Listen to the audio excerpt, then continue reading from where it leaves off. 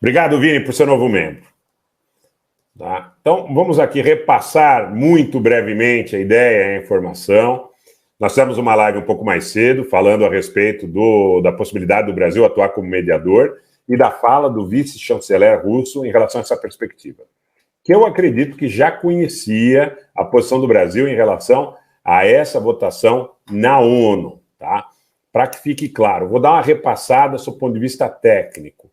A representação brasileira foi a única dos países do BRICS a não se abster ou votar contra, porque a Rússia votou contra e os 3 outros países, leia-se, China, Índia e África do Sul, se abstiveram.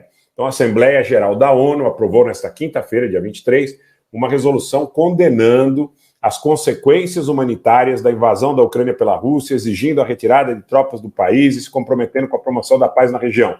Esse é o texto da resolução. O texto da resolução da ONU fala sobre nefastas consequências humanitárias da invasão da Ucrânia pela Rússia e exige a retirada das tropas do país, se comprometendo com a promoção da paz na região. O Brasil, único país dos BRICS que se posicionou a favor dessa resolução, se juntou a outros 140 países, ou seja, foram 141 votos a favor, 7 contra e 33 abstenções. Os votos contrários, muita gente está perguntando, foram do grupo que apoia a Rússia no contexto do conflito, Belarus, Síria e Coreia do Norte.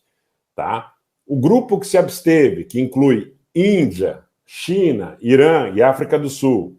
A resolução, e esse é um tema muito importante, que eu estava guardando para o final, pessoal, compartilhem, porque é um tema de alta importância técnica. De alta importância técnica. A resolução não é vinculativa. A resolução, do ponto de vista do direito internacional, não é vinculativa. Ela tem peso político, especialmente em um momento como esse, próximos de completar um ano do início do conflito. Essa reunião dos 193 Estados-membros do órgão aconteceu um dia antes deste aniversário de um ano.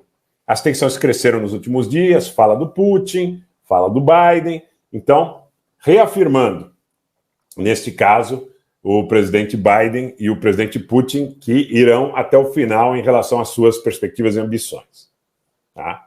O texto fala em não reconhecer anexações territoriais derivadas do uso da força.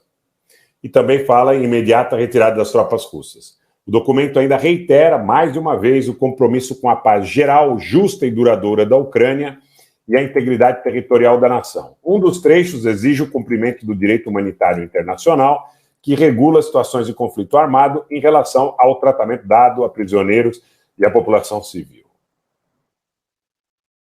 Os dois lados do conflito e seus aliados pressionaram os Estados-membros da ONU na véspera da votação. Abre aspas, veremos como as nações do mundo se posicionam sobre a questão da Ucrânia, disse a embaixadora dos Estados Unidos, Linda Thomas-Greenfield, da Assembleia Geral, nesta quarta 22, ontem.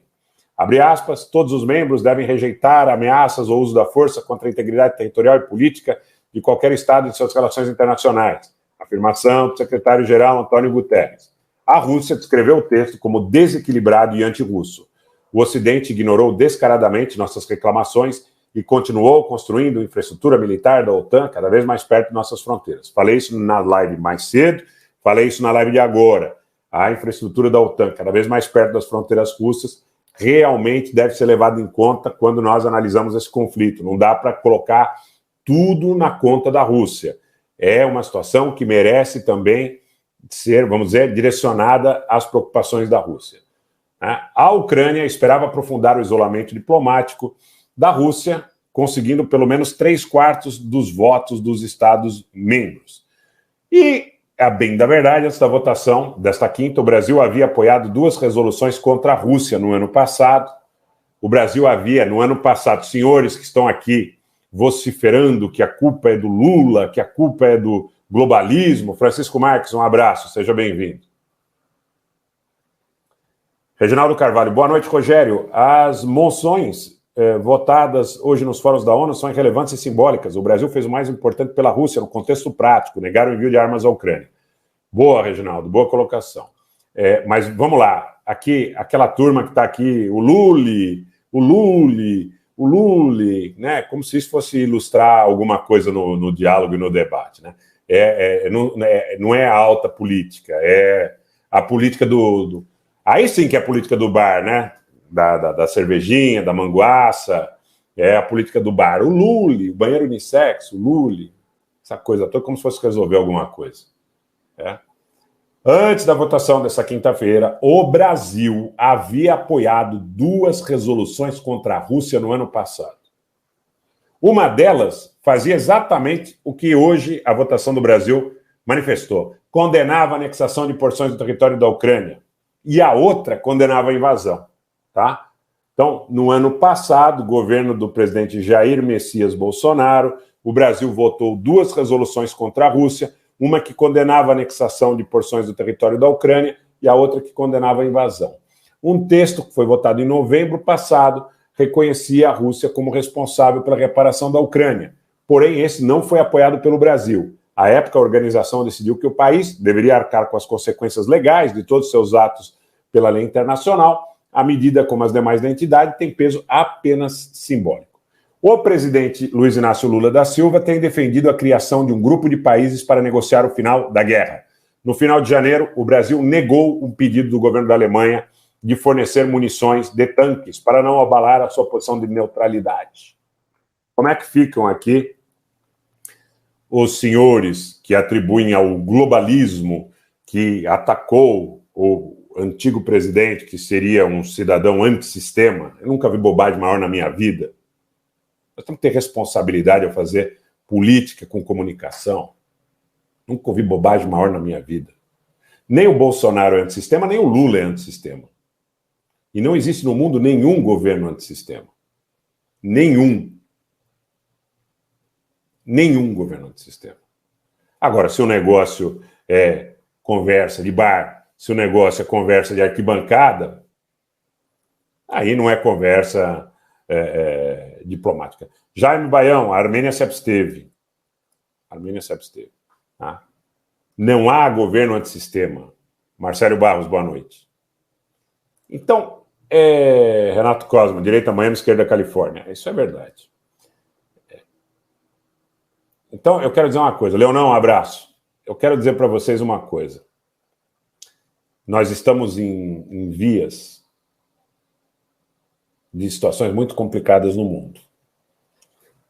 E nós não podemos, nesse momento, nos furtar. Nós temos que ser resilientes. Nós temos que ser resilientes. Nós não podemos nos furtar por caprichos pessoais, por agradar a A, B, C ou D, por participar do discurso de A, B, C ou D, tá? Entregar as nossas convicções. Não podemos, não devemos, não é possível. Tá? Não é possível que se admita esse tipo de coisa. Então, eu vou repetir. Gente, está chegando, dê um like, compartilha, importante. Segunda live, eu dedicando aí praticamente 2 horas do meu dia, super corrido, para compartilhar com vocês estas situações que são muito importantes. Tá? Janaína Alencar, eu falo sobre, não partidos, eu falo sobre governos. Né? Não há como você governar sendo antissistema. Tá? Eu quero também dar essa notícia. Não vai acabar o fertilizante Guerreiro Floripa, não vai acabar. Pode ter certeza que a Rússia não vai deixar de fornecer ao Brasil, nem o Brasil deixar de comprar.